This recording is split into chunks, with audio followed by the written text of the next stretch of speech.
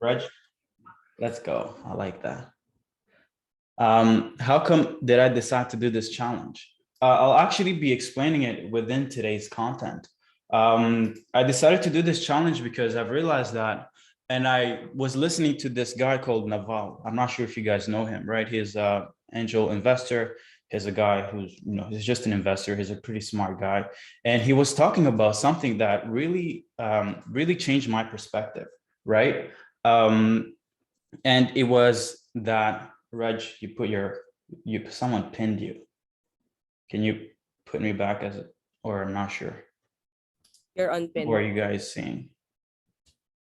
I put you on spotlight. Okay, cool. 1 second.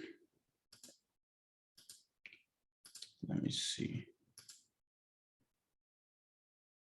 Let's see 1 second. Okay, cool. So I was listening to this guy and he said something that I found really funny. And he was that, why would you charge for information? Yeah, Naval Ravikant.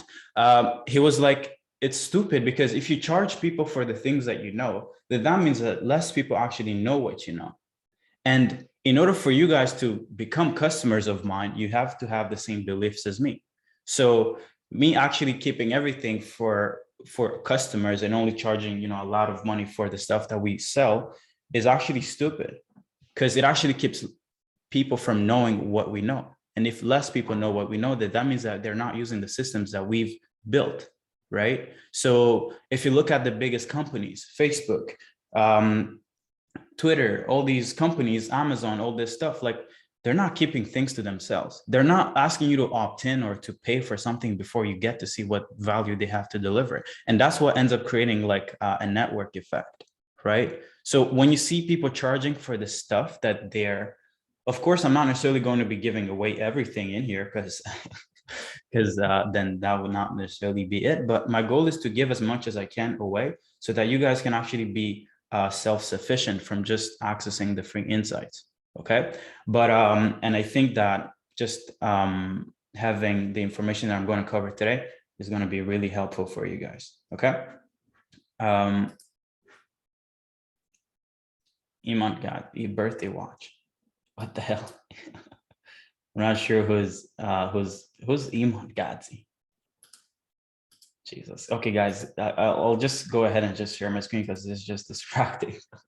Some of you guys are just wilding out, but okay, let's get into it. So today my goal is to essentially go over, what it takes to become a 500K earner a year. Okay. And most of you guys, let me actually hide this video panel. No, 1 second. Let's see. Yeah, let me actually just hide the pen meetings. Okay, cool. So what I want to share in this today's training is what it takes to actually to be able to make at least 500K a year to over 7 figures. Okay. And I read this quote in a book actually recommended by Naval. It's called The Beginning of Infinity. If you guys can go read it, I recommend to go ahead and read it. It will literally, it's a bit hard to read because it's not really about anything about business. It's about science and, explanations. Essentially, like, how do we actually create knowledge? And that's the type of stuff that fascinates me, because what I keep seeing with this business space, especially in this online space, is just people who are just bragging about their stuff instead of talking about the actual things that make it unreasonable for them not to succeed. So I try to go and find the truth instead of relying on who has the most amount of Lambos, who has the best lifestyle, because that's not necessarily a true like indicator of success. Okay. So, and it says that everything that is not forbidden by laws of nature is achievable given the right knowledge, right? And to me personally, once I read this, I was like, okay, then it all makes sense. Then nothing can actually keep me from not succeeding, unless the only thing that would keep me from not succeeding is not having the right knowledge. Okay. I know everyone will want me to go over, offers, outreach messages, the channels, the sales process that I use and that our customers use to scale past 50K per month. But since I'm the one creating this whole thing, I get to decide what comes first and not you. Okay. So let's get into it. Who do you need to become? The reason you're not already living the life you want or running the successful business you wish to be running is because you're not the person who deserves those things, right? My goal with this first part of the training is to get you to build a character who deserves everything you've dreamed of, the character that effortlessly gets what you want, right? Because right now you can probably imagine your wildest dreams, and there is someone out there who gets your wildest dreams before they even drink coffee in the morning, right? And to me personally, I've always asked myself, like, why is that? Why is it that people are struggling to buy cigarettes while others are spending like, you know, like 100 grand to charter a jet, like every day? And those, you know, those disparities always really fascinated me, and that's why I personally think that that's why I became an entrepreneur, because I feel like entrepreneurship is the best path to being able to become like I forgot what it's called, but what's the book called? Yeah, to become essentially like an alchemist, right? To be able to change matters and to really create stuff that you want, right? So why is it so important to become before you achieve? Because there is the law of cause and effect, right? Which states that for every effect, there is a definite cause. Likewise, for every cause, there is a definite effect. So your new character, or the character that you need to become, is the cause that creates the effect, right? Most people will tell you like, oh yeah, go on this channel and do outreach, or here's the offer. But the truth is, unless you become the person first who is able to sustain the actual like stuff that you need to do, then it will always literally be impossible for you to be able to create the effect, which is the consequences, and which is technically the outcome that you want, right? So if you want to be making 50K a month, instead of trying to be like, oh, you know, I need a sales team, I need a good offer, I need this and that. No, first ask yourself, who is the person that you need to be, right? The person that I am today is not the person that I was in January last year. And the person I was in January last year isn't the person I was in January 2020. Every time I've evolved into someone else, and that someone else made it unreasonable for me not to see the outcomes that I've been able to achieve. Okay. So one of the things that I'll ask you guys to do is to spend 30 minutes or an hour literally describing the following. Describe the life and the business that you want to build, right? Don't hold anything back, right? How much money do you want to be making revenue wise? How much money do you want to be taking home profit, right? How big is your team? Do you even want a team, right? Who do you want to be helping? What niche? What service do you want to be offering, right? How long do you want to be doing it for? Is it something that you want to do for 10 years and then retire? Or are you just wanting to have a lifestyle business where you're making just a few multiple 5 figures a month and just chilling, right? Get clear on it. And we have some worksheets within the program where we go over designing your dream life, right? And some of the questions are, you know, what is your dream? What do you want? Make this as detailed as possible, right? Define your dream and then declare your dream to those who care, right? If you have, you know, a wife, a husband, a partner, share the vision with them, right? Human beings will do more to not look bad in front of other people than they will to improve themselves. Okay. And we'll actually talk about why this is in this training today. Decide what you're going to do, what is your business product, and we are going to help with that. Okay. And then what I want you to do is I want you to design the character that deserves the success, or the life and the business that you want to build, right? What are his and hers, or what are your beliefs, right? What beliefs should you have? Should you have a belief that it's impossible to make 50K per month? Or should you believe that making 50K per month is actually, it's like making pennies, right? What are your habits, right? Are you, you know, sleeping at 3, 5 a.m. every day and waking up, you know, when you want to, right? Or are you disciplined? Are you making sure that you're taking care of yourself? Are you making sure that you're eating, you know, properly? Are you getting enough sleep? Are you working out? Are you, you know, making sure that, you know, you have good relationships, right? What are his or her values, right? What's the most important thing?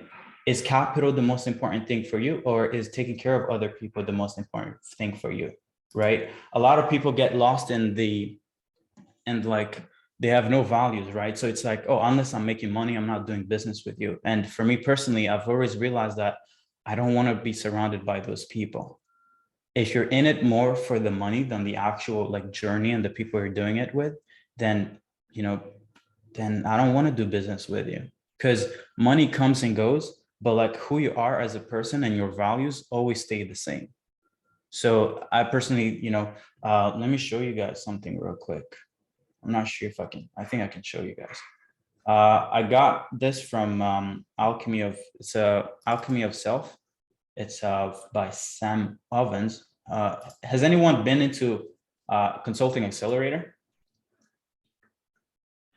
Let me know in the chat.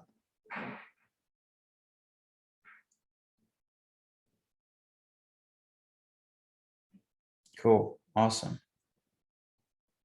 Yes, sir. Yeah.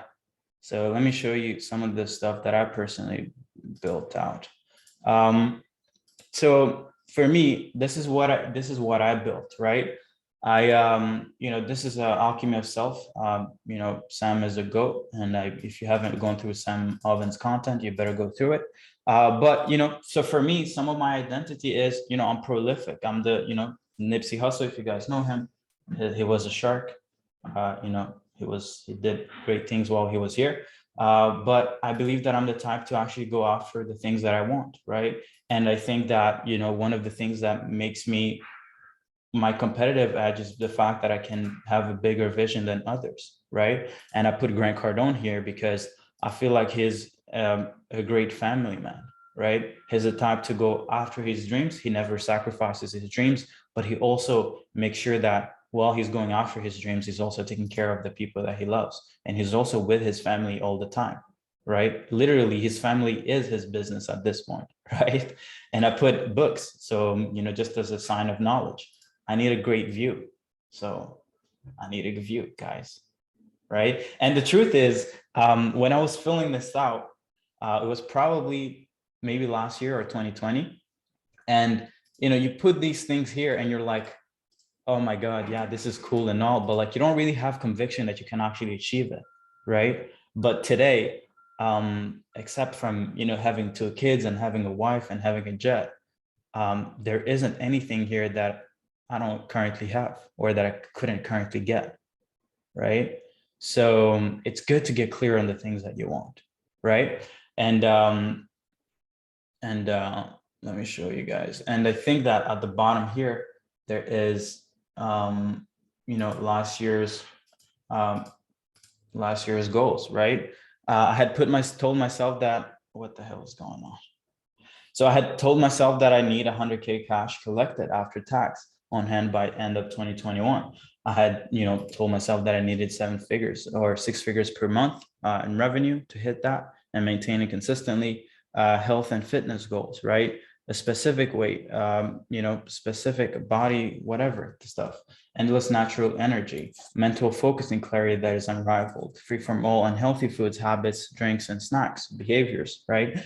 Personal, waking up at 7 a.m. I don't wake up at 7 a.m., guys. I don't need to cut off my sleep. I like to sleep well. So that definitely didn't get maintained. And I probably will, I won't say never, but for now, I'm just chilling. I'm sleeping as much as I need. Emotionalizing my targets, right? Emotionalizing where I want to be. This is crucial, right? Abundance mindset, truthful. I will never lie to myself or anybody else ever. I make 25K profit per month.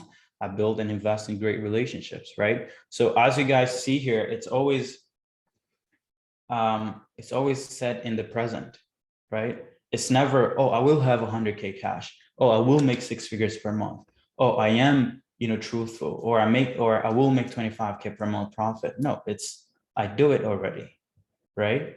And, this is the type of stuff that really help you guys, just get clear. And then you have some affirmations here.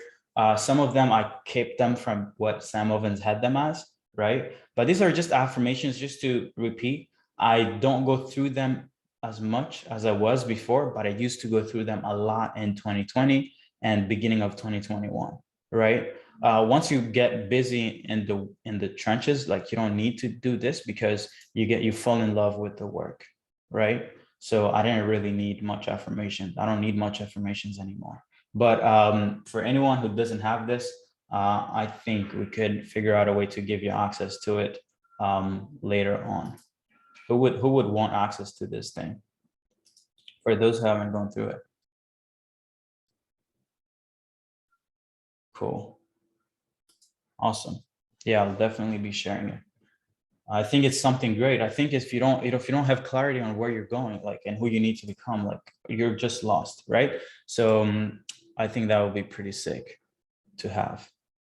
All right, cool. Let's get back to here. Show video panel, hide meeting controls. Okay, cool. So the good thing is that once you get clear on everything that, your beliefs, your habits, the values, the goals, right? And non-negotiables of someone who actually deserves the success that you have, then you get to leverage something called a feedback loop and time. Who here has heard of feedback loops before?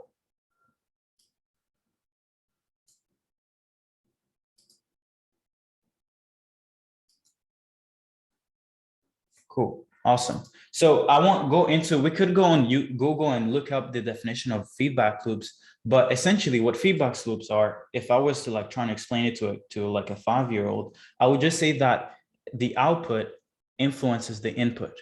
Okay. So what this means is that once you get clear on what the beliefs are, okay, of the person who deserves the 50K a month business or 50K a month profit or 50K a week salary, then you get to be aware of the belief.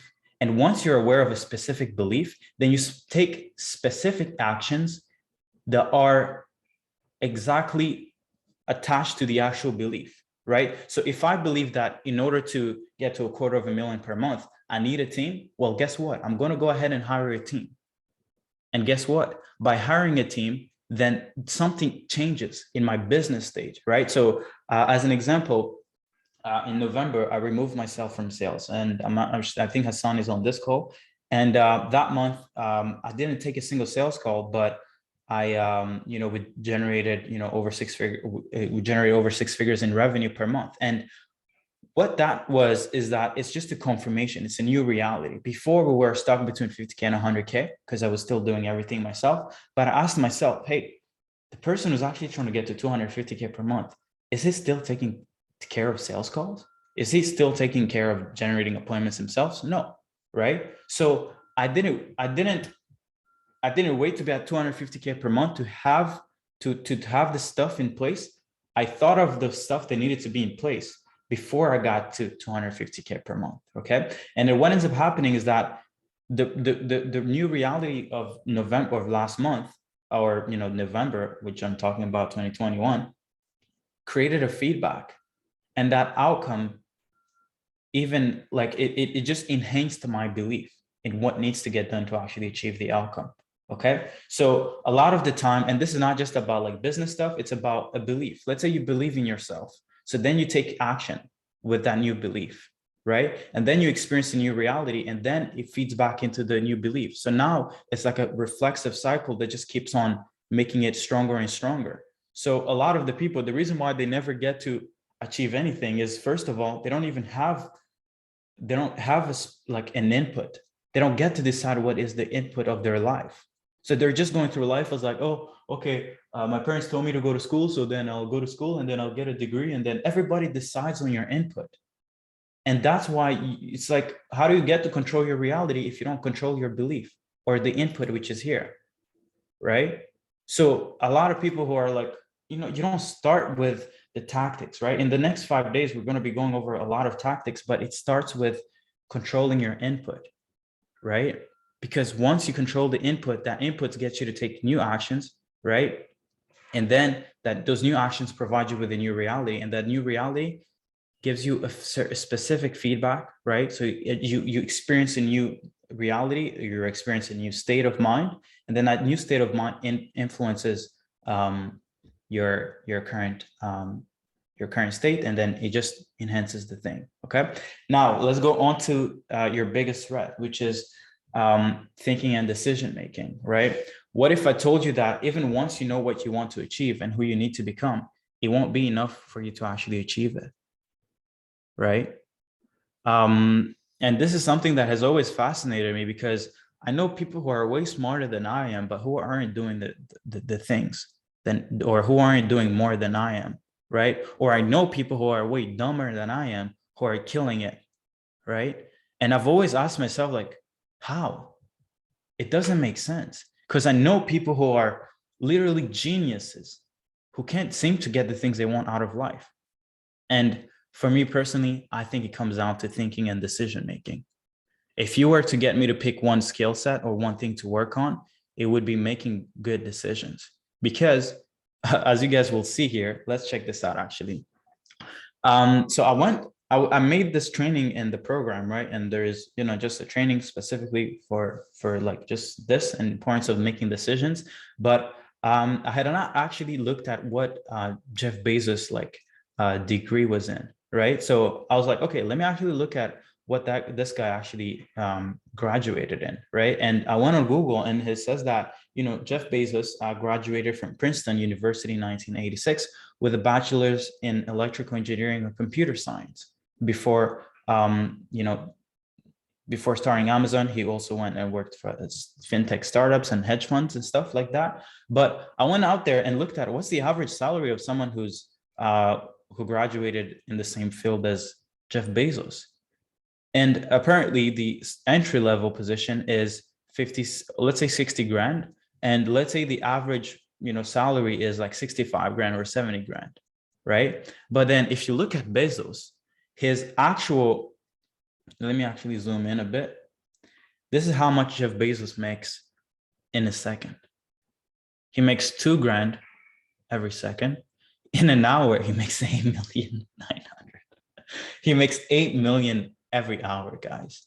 Every week he makes, it's actually even harder to even count these numbers because it's just ridiculous. He makes $1 billion every single week.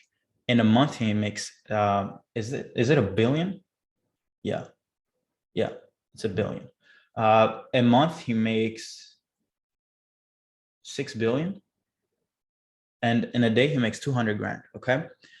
How does this make sense? How does, same school stuff, same knowledge, but someone else is making 60 grand while he's making 8 million every hour? It just doesn't make sense. And it's like, well, how, right? And I personally think it's just a question of decisions. I don't think Jeff Bezos is any smarter than some of you guys who are on this call, but his decisions, the decisions and the thinking that he uses is what got him to where he's at, right? So if you were to ask me, hey, what thing should you focus on the most? I would just say, hey, focus on making the right decisions, okay? And that's why, you'll get a lot of people who are like, oh, mindset is everything. Mindset is everything. But it's like, no, it's not, right? And that's why I don't personally focus on mindset, because mindset stuff is not enough. You need to go deeper and understand the meaning behind everything and how the world works.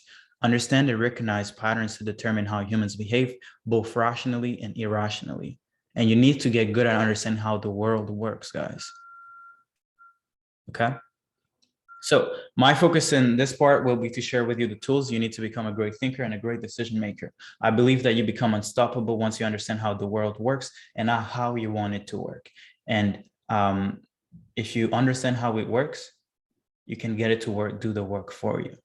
Right? A lot of people are like, oh, but I'm not disciplined. Oh, I don't know how to do outreach. Oh, I don't have enough money to scale. But it's like, why is it all about you? Maybe you're not the thing that actually gets you to where you want to be. Jeff Bezos is not the one packing boxes, guys. He's actually out of his business, but the business is still running, right? So sometimes it's not about you. Right? And my goal with this training today is to actually get you guys to realize that like a lot of the success that you're looking for is actually by getting to remove yourself, right? So, this guy said, what the pupil must learn, if he learns anything at all, is that the world will do most of the work for you, provided you cooperate with it by identifying how it really works and aligning with those realities. If we do not let the world teach us, it teaches us a lesson. Right? So that means that the truth is, all you really want to achieve the life that you want is align what you want with how the world works. And the thing you want will get delivered. Okay. So in order to turn you into the best thinker and a decision maker, we need to look at two things. We need to look at human biases and tendencies, and mental models, right? Once you're aware of all your human bias and of these tendencies, you'll be able to easily avoid some of the main causes of human misjudgments, okay? Which a lot of you guys make, and I do also, okay? Mental models. Mental models are how we understand the world. Who knows what mental models are? And who actually has like leverages a few? I'm not saying you need to know all of them. I personally don't know all of them, but who has heard before the world mental model? Maybe put it in the chat. Yes, sir. Munger. Let's go. Cool. Awesome. Yeah, we have some. Yes, sir. Cognitive biases. Yeah, these are also, these could also be models for sure. Awesome. I'm happy you guys are sharks. Cool. Awesome. Now, mental models essentially, for me, let me actually give you guys, for me personally, because I like to really synthesize like stuff, because I'm not necessarily a genius. So I need to make stuff make sense for me. For me, mental models, what they are, it's literally like a picture you're making. It's like, let's say gravity. If you were trying to understand gravity, you have to make a specific image in your mind, right? Well, the image that we've created, the formulas that we've created, that's a mental model, right? Because you can't really see gravity, right? So in order to understand it, we actually need to design a specific, we just need to represent it in a specific way in our mind. And that design that you make to understand the thing that's what a mental model is, right? So mental models are how we understand the world. Not only do they shape what we think and how we understand, but they shape the connections and opportunities that we see. Mental models are how we simplify complexity, why we consider some things more relevant than others, and how we reason. A mental model is simply a representation of how something works. We cannot keep all of the details of the world in our brains, so we use models to simplify the complex into understandable and organizable chunks, right? Now, let's go into, let's start with human biases, okay? Cognitive biases that you need to be aware of. I picked a few that I personally think are insanely powerful to actually help me lead and be an amazing leader, be a great business owner, and be a great human who actually makes it unreasonable for me not to achieve my goals, right? I'll be covering incentive caused biases, inconsistency, avoidance tendency. I'll be going over the social proof tendency and the reciprocity bias. Okay. Now let's start with incentive caused bias, right? So incentive caused bias says that people with a vested interest in something will tend to guide you in the direction of their interest. Incentives influence the way people act. Change the incentive and you'll change the behavior. Incentives are tricky because they interact with our perceptual control systems, right? So for me personally, a lot of people will be like, oh, look at incentives, because, look at incentives and, look at the bias of incentives. But for me, I don't look at it as something wrong. I actually look at it as a tool to get people to do the things that I want them to do, right? So check this out. Charlie Munger talks about this. He made a talk called 12 Misjudgments. No, it's not actually. If you go on Google and look it up, oops, misjudgments. I don't even know how to write it to Charlie Munger. Oh my God, what the hell? Okay. If you guys get to read it, I'll just get you guys to read this. It's a really sick, right? If you guys get to, if you guys have time, go ahead and read it, right? But essentially, in this presentation, he talks about this this specific situation, right? So he goes to FedEx, right? And I'm not sure if he goes to FedEx, but maybe it's a case study that he heard of. But some of the people who pack the boxes, right? So people who work overnight were, given 8 hours to work, and they were told, hey guys, every morning we need to have everything packed and shipped, right? But somehow the people, the employees never got to actually do the things and finish everything, right? And people were like, guys, how does it work? They were like, giving them warnings, trying to make sure that the job is done every,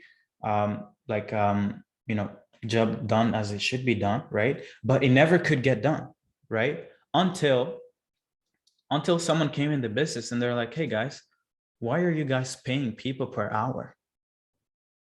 Right? Why are you guys, because what's the end goal? The end goal is to get the boxes shipped on time. So why are you guys giving 8 hours to people and paying them by the hour to do that job? So what they realized is that, okay, cool. What if we actually didn't pay them by the hour and just pay them for the full shift, regardless of how long it takes them, right? So that means that instead of telling you, hey, you have an 8-hour shift, come in and do the job and then you'll get paid per hour. They were like, hey guys, you guys will get compensated regardless if you get the job done in 8 hours or in 2 hours. And guess what happened? Everybody got the job done on time. And nothing was ever late, right? Everybody finished the job early because nobody wants to stay at the job 2 a.m. all night long, right? So now the incentive wasn't on getting them to finish the whole 8 hours, because before that was their incentive. It's like, hey, you get paid by the hour, so you need to get everything done in 8 hours. So what happened is once they switched it around, they incentivized them on getting the job done and not on the time frame it actually takes to get the job done, right? So if you're currently in a state where you're not making 50K per month, ask yourself, how can I incentivize people to get me to 50K per month? Instead of trying to think that you're the one who needs to do it. You have the power of incentives, guys. Power of incentives, that's how we run the world. That's how people run everything. The government, right? Teachers, people who clean the streets, people who make cars, people who, why am I making this goddamn presentation? It's because I'm incentivized to do it. So for me, if I want to get to 250K per month, I'm like, who do I need to give 50 grand to actually get me to 250K per month, right? So I'm like, okay, Hassan, get 15% of every deal you come in. And the guy closes 100 grand of worth of deals in a single month, right? Or I'm like, hey, Belle, we need really good systems, right? Can I pay you and you help me? She's like, yeah, let's do it. Or I tell Reg, hey, Reg, I want to take this company really crazy. When I was running the appointment setting agency, I was managing like 14 virtual assistants, and I was about to go crazy, right? And I told Reg, who, by the time she was, part of the team who was doing the appointment setting for our customers, I was like, hey, Reg, I think you're really great. Would you like to get 10% of all profits? But you manage the team. And she was like, yeah, fuck yeah, let's do it. And guess what? In one single decision, I was able to take 60 hours worth of work to back it down to like maybe 10 hours a week. And the business worked wonderfully, right? Because the team was incentivized to do the right thing, right? Most people are afraid to actually invest the money. And that's why you're broke. You're afraid to give away a piece of the profit. And that's why you're broke, right? For me, if I want to get to 250K per month, I'm willing to give away 150K to get there, right? And that makes it unreasonable for me not to get where I want, right? So make sure that every time you're asking yourself, if you see someone who's not doing the right thing in your company, ask them, what's the incentive here? Is the incentive to get me the thing that I want, or are they incentivized? Or maybe there is a lack of incentives, right? If you have appointment setters, if you have a sales rep, if you have someone who's managing a department of a company where the growth relates, like if their thing doesn't grow, then you don't grow, then make sure that they're incentivized by the growth of the company, right? So that's something to be aware of, right? So make sure you always keep in mind incentives, and that will help you a lot. Inconsistency, avoidance tendency, right? We rarely do things that are inconsistent with our identity, beliefs, and habits. To save energy, we are often reluctant to change our habits, especially bad ones. Such bad habits include biased thinking patterns. These patterns lead to cognitive errors, limiting our choice of actions in life, right? Quick question. Who here feels bad or feels unworthy when they don't work out? Has anyone ever felt that feeling of like, oh man, I didn't work out today, man. I feel like shit. Please let me know in the chat.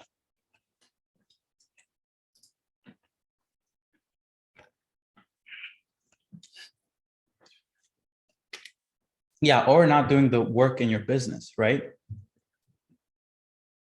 Okay, perfect. Awesome. Well, the reason why we feel bad when we don't actually do the right thing is because of this bias, which is we actually hate being inconsistent, right? And once I learned this, it all made sense. And I realized that what if this tendency could actually be the key for me to achieving my dreams, right? What if I told you that you can shortcut success by simply convincing that you're already at the finish line through mere visualization and repetition? A lot of people will tell you, oh, visualize where you want to go, emotionalize your goals. But it's like, but why? Don't tell me what to do. Tell me why it works. And if you want to know why visualization works so well, is because let me tell you guys. Check this out.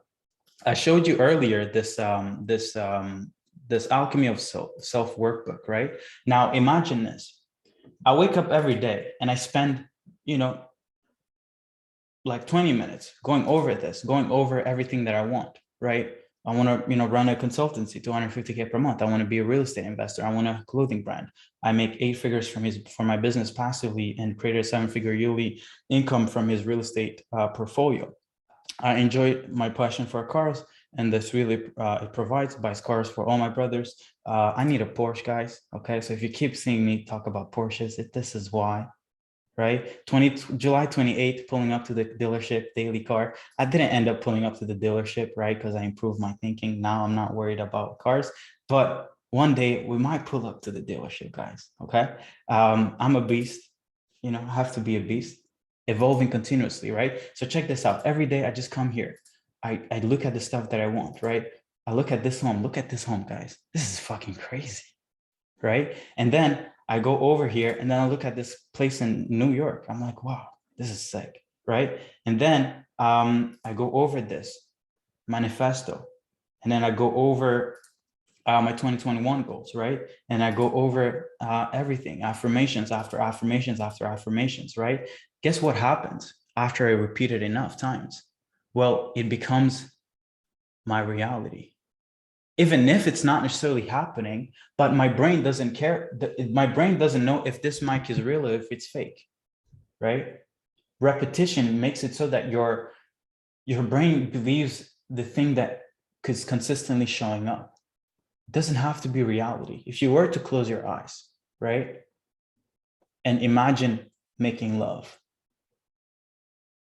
who here would get turned on? Everyone. But why is that? But why is it that we understand that that could work for that? But why don't we visualize the life that we want to live, right? So if you want to actually get there, close your eyes every single day. Imagine the life that you want. If you want to be living in a penthouse, feel how that penthouse would feel like. What time are you waking up at? Who are you waking up with? What car are you driving? Are you driving a 1,000 horsepower car, or are you driving a Toyota? If you want to drive a Toyota, it's cool, but feel it. And then what ends up happening once you repeat it is that your brain ends up feeling like, yo, if you wake up, let's say if I imagine driving a Porsche, right? If you guys have followed me for a minute, you guys know that I like talking about Porsches, but now I drive a Mazda. But when I'm driving a Mazda on the streets, I'm like, who are you, bro? What the fuck is this Mazda doing? I don't like it. I feel inconsistent. If I don't work out, I feel like I haven't done something. I feel like I've done something wrong. But guess what? Before I could make 20K, 50K per month, I felt like I wasn't really good. I wasn't doing the right thing because I had created a new identity. And that's why it's so good to create identities, is because if you can build a character before you get there and you repeatedly tell yourself what their beliefs are, what they want to achieve, what life they're living, well, you become that person. And then we have this tendency that has existed for millions of years, right? Which will make you want to actually become that person, right?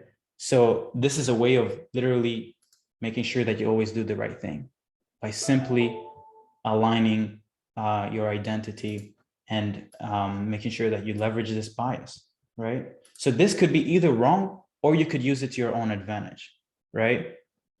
So make sure you realize that you will never want to be inconsistent with who you believe you are. So make sure that the person that you believe you are is the person that gets the life that you want. Boom. Free money. Social proof tendency. We never quite leave behind that tendency to look at others for clues, right? When we feel uncertain, we all tend to look to others for answers as how we should behave, what we should think, and what we should do. We have an automatic tendency to think and act as we see others around us think and act, right? Why is that? Well, because, if you go back like a few thousand years or a few million years, you wouldn't have survived by being independent. You would have gone into the ocean and get eaten by sharks, right? Instead, how we survived is by looking at what other people before us were doing.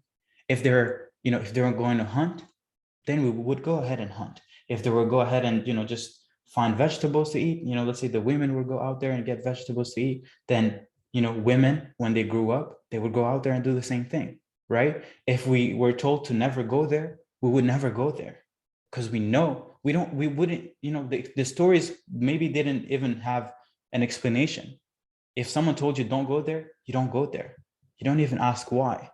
So we've built over thousands and thousands of years of doing this. Well, it has created a social proof tendency where if someone is buying the $500,000 program, somehow you want to buy the $500,000 program. If everyone is buying Sam Ovens Consulting Accelerator, everybody wants to get into Sam Ovens Consulting Accelerator. If Iman Ghazi is selling old agency owner courses, you're like, whoa, agency navigator, let me get in. But does it mean that probably that product is best for you? No. Does it mean that the $500,000 program is best for you? No. Do your own research.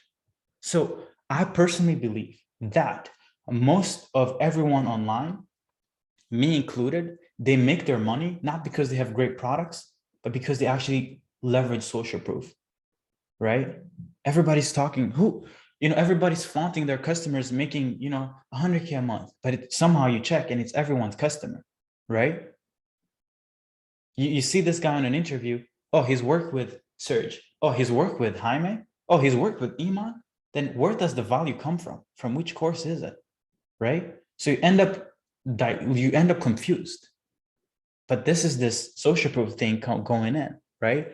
If you guys have seen my video, but I ended up buying like a almost a 10 grand program from a guy, and I got in and literally I finished the whole thing in like 3 days. And I knew almost everything. What I learned from it was not that I got scammed, but I learned the power of social proof. I realized that if enough people want something, everybody will want it, right? So right now, you can either protect yourself from it or use it to your own advantage. I see so many people with great services who don't showcase and flex their results. And I'm like, are you serious? That's why you're broke, because nobody knows what amazing things you're doing for your customers. So if a customer sees success, make sure you're propagating online, okay? Social proof, guys, make sure you're protected from yourself. Just because someone is flexing and someone is having 1,000 testimonials doesn't necessarily mean that they have a good product, right? And like I said, myself included. So I'm not necessarily saying I'm like a holy person in this world. No, I'm not. I leverage these same tactics, right? Protect yourself from it, but make sure you use them, okay? Reciprocity bias, right? Reciprocity is the desire most people feel to pay back for what they received. This one of the most powerful psychological tendencies underlying human cooperation. This desire to reciprocate is not necessarily in proportion to the benefit provided. And this is pretty funny because after reading the book by Robert, right, Persuasion, I think is the book. Who has read it? Let me know in the chat. Hey, he talked about the fact that, just because let's say you guys have probably seen it, right? A salesperson, you go buy a car, they give you like something to drink, right? I went to the Mercedes dealership like last year, and they gave me a really cool bottle with their brand and logo on it. I was like, oh, this is really cool, right? But what they were doing essentially is giving first, right? And what that does, okay?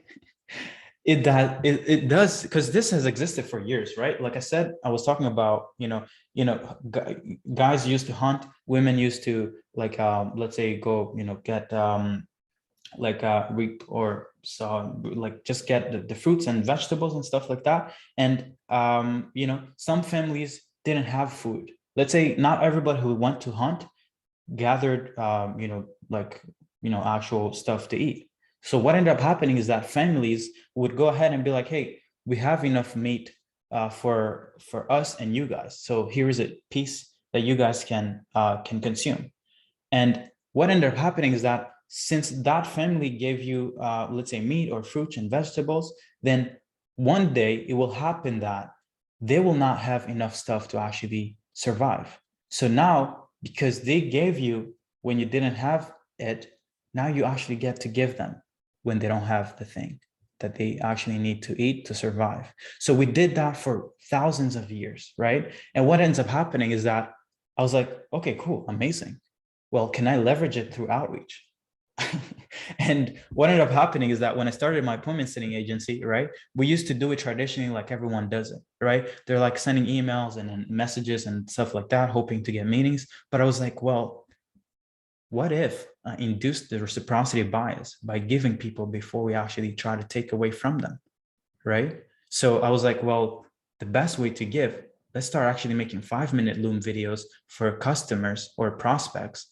And then what ends up happening is that when someone gives you something, whether you subconsciously, whether you're conscious of the thing or not, subconsciously, you'll feel like you actually owe them something in return.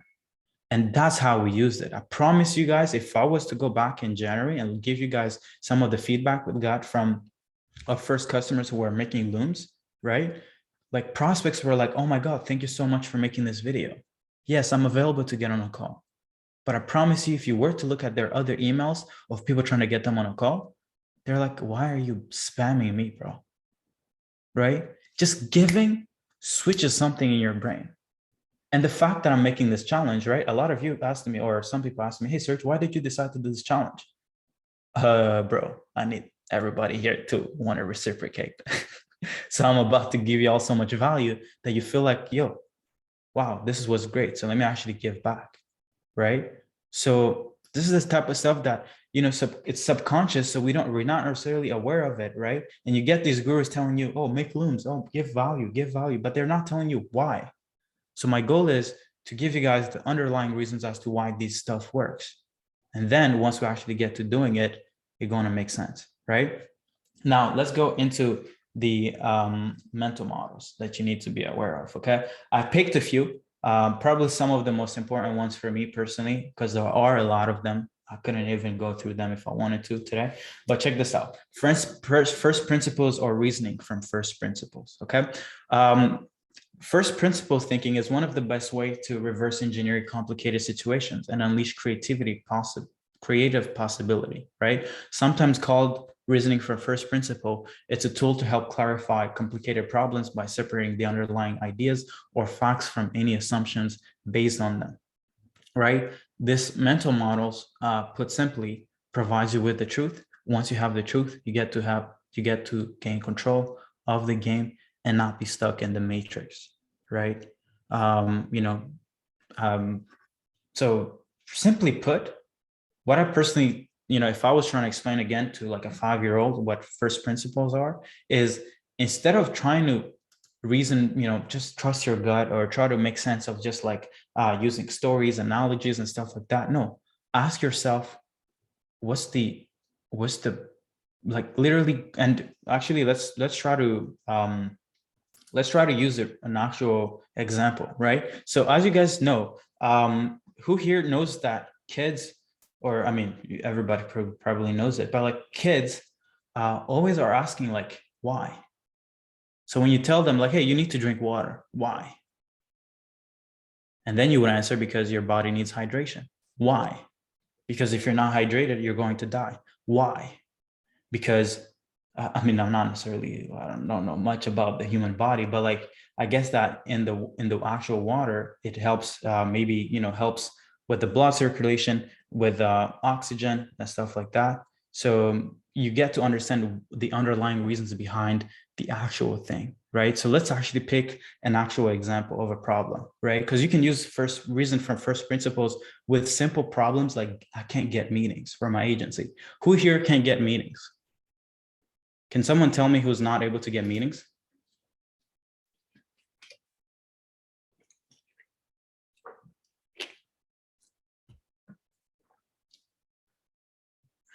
Cool. Yeah, let me know if you're struggling a bit. Let's leverage this first principles to of why you guys can get meetings. Cool. So let's try to think of like, oh, I can't get meetings. Okay, cool. Why? Well, the first would be, oh, I'm not consistent with doing outreach. Okay, why? Well, I'm not consistent because I'm not disciplined. Okay, why aren't you disciplined? Oh, I'm not disciplined because I'm not getting paid to do it. Okay, why aren't you getting paid to do it? Oh, well, because I'm the founder. Oh, okay, cool. Perfect. Now you understand that the reason you're not getting meetings is because you're not incentivized to get the meetings, right? Coming back to what's the incentive. So now what you need to do is, once you understand the reason why you're not getting meetings, it's not because of the outreach channel. It's not because your offer. Most of you guys who are offering Facebook ad, you know that someone else out there is making 100K a month selling Facebook ad. So we don't think that the actual system that you're selling is the issue, right? We know that the offer isn't the issue. We know that the outreach channel isn't the issue, right? So now what we realize is that it's because you're not incentivized to do it. So now my answer to you is like, well, incentivize someone else to get you the meetings. It could be a $3 an hour VA. It could be, joining our program, and then we build your acquisition outreach, or, we do everything for you, right? So essentially, reasoning for first principles is you're trying to find the truth of why things aren't working or why things actually work, right? An example of Elon Musk reasoning from first principles, they would say, is, he's talking about batteries, right? So historically, it costs 600 per kilowatt hour, $600 per kilowatt hour. And so it's not going to be much better than in the future, right? So this is essentially people saying that, oh, it costs a specific amount per kilowatt hour, so it's never really going to be much better in the future, right? So the first principles would be, what are the material constituents of the batteries? What is the spot market value of the material constituents? It's got cobalt, nickel, aluminum, carbon, and some polymers for separation, and it still can, right? So as you guys can see here, instead of asking like, okay, perfect, well, can I get it for tissue per discount, or can we try to sell it differently? No, he's actually going back to the basics, which is what actually makes up the batteries. And okay, perfect. Now, what is the actual cost of these resources, right? So, break down that on a material basis. If we bought on a London Metal Exchange, what would each of these cost? Oh, geez, it's $80 per kilowatt hour. So clearly, you just need to think of a clever ways to take those materials and combine them into the shape of a battery cell. And you can have batteries that are much, much cheaper than anyone realizes, right? So most of you guys are currently dealing with issues in your business, right? But you guys never reason for first principles. You're actually never able to find the answers by your own self, right? And this is because I personally think that business it's not math, guys, it's common sense. But the issue is that most people can think, right? I don't need another course to know how to get to 8 figures per year. I just need to think. What does it take to actually get to 8 figures per year, right? So this is something that you guys need to actually start including in your thinking, right? If you're having an issue, if you're feeling bad, if you're sick, then ask yourself, okay, cool. what did I consume? What does the body need? Well, what haven't I been giving to the body, right? And then you end up actually, you don't need to be a scientist to figure it out, right? You'll get pretty good at it. So first reason principles, or reasoning for first principles, is the best one to actually be good. People who are engineers and stuff like that, understand this pretty easily. But yeah. Now, the next one is second order thinking, right? This mental model is here to help you get out of the first level thinking, which most people are stuck in. They only solve, everyone is just literally trying to solve immediate problems without considering the consequences.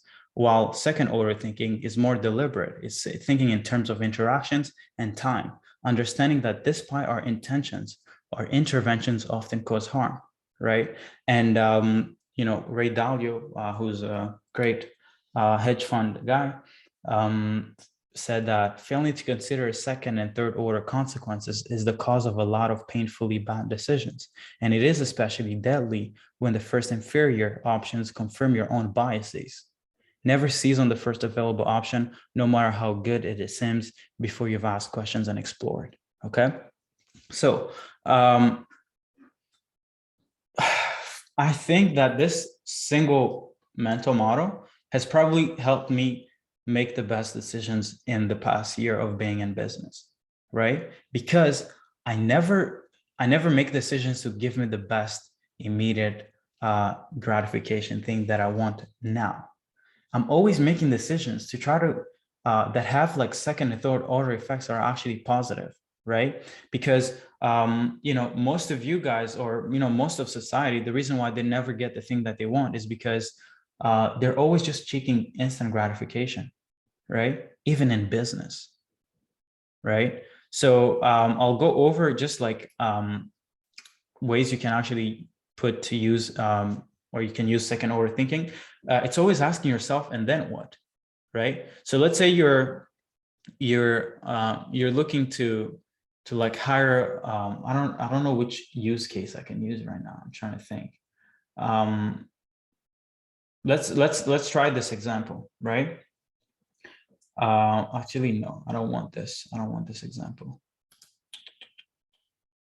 Let's use the same example of like doing outreach and getting someone else in place, right? So there are two instances. There is someone who's, so let's say option A is to hire a virtual assistant, and option B is to save money and do it yourself, right? Option A gives you, I forgot what it was. No, let's say option A is saving money and doing it yourself, right? So that means that you're going to save money. Let's say you have $1,000 in your bank account, and then you're like, oh, but I don't want to invest that because it's the only money that I have. Okay, cool, no worries. Well, the immediate consequence is that you get to save money, which is positive. So you're like, oh yes, I feel safe. Cool. Well, the second order effect of that decision is that you get to do outreach yourself. And then the third order consequence is that you don't actually get results. You get the same results that you've been having for the past 3 years. And then the third or fourth order consequence after that is that you start actually now being depressed of you not being able to achieve your dreams. And then you do that long enough and you're quitting automatically, right? So now, although the first consequence of your decision was great, you were able to save money, which is a good positive thing, but the actual second and third order and fourth order and fifth order consequences that you end up going out of business. Now, what is the other way around, right? It could be hiring a VA, it could be joining the 50K a month program, it could be, become like, this and that, right? So let's say you're making the decision of like, oh, should I join the $500,000 program or not? Okay, cool. Well, you could either not join, save the money, and then you keep having the same consequences, or you could join and then, oh my God, the immediate action is that you lose a lot of money, right? It hurts. It stings a bit. Your bank account, you look at it, you're like, God damn, what the hell have I just done? But now the second order consequence is that now you get access to everything. You have the right offer. You have the access to the right outreach systems. We build the team for you. We get you the right audiences, right? And now you're like, okay, yes, it hurts a bit, but now you see a positive consequence. And then The third order consequence is that, guess what? You now start getting results much faster. And once you get results much faster, you start getting capital coming in much faster. So yes, it was negative at first, but it was positive after, right? So for me, I always use this when I'm making decisions, right? If I'm like, hey, Serge, should you go buy a Porsche today? Well, my first level thinking was like, yes, let's go buy a Porsche today. We can't afford it. It will be good. I'll be able to take someone's girlfriend on a ride. I'll be able to get my brothers on a ride, right? Oh yeah, that will feel great. But since I know about second order consequences, I'm like, wait a minute. That's not, the consequence don't just stop there. It's not just a good feeling. The second order consequence of me buying a Porsche is that I'll want to drive it. It's not even the money. And then if I drive it, guess what? I'm not doing these challenges, right? And if I'm not doing these challenges, well, guess what? I'm not helping enough people. And guess what? If I'm not helping enough people, the revenue will start dipping. And if the revenue dips, well, now I have to start thinking about, oh my God, it's costing me $4,000 to actually own $4,000, $5,000 to actually own this Porsche every month. Oh my God, I'm now starting to worry about the money. So as you guys see, I don't buy a Porsche because I don't want to actually have to worry about Porsches, about being able to afford a Porsche, right? So every decision that I make is never just about what do I want. No, it's like, if I got the thing that I want today, long term, what's the effect of that consequence of that decisions, right? And if you guys were to look at some of the decisions you've made in the past year or so, or in your life, you get to realize that in the moment, you made the right decisions, but long-term wise, it was the dumbest decisions you've ever made, right?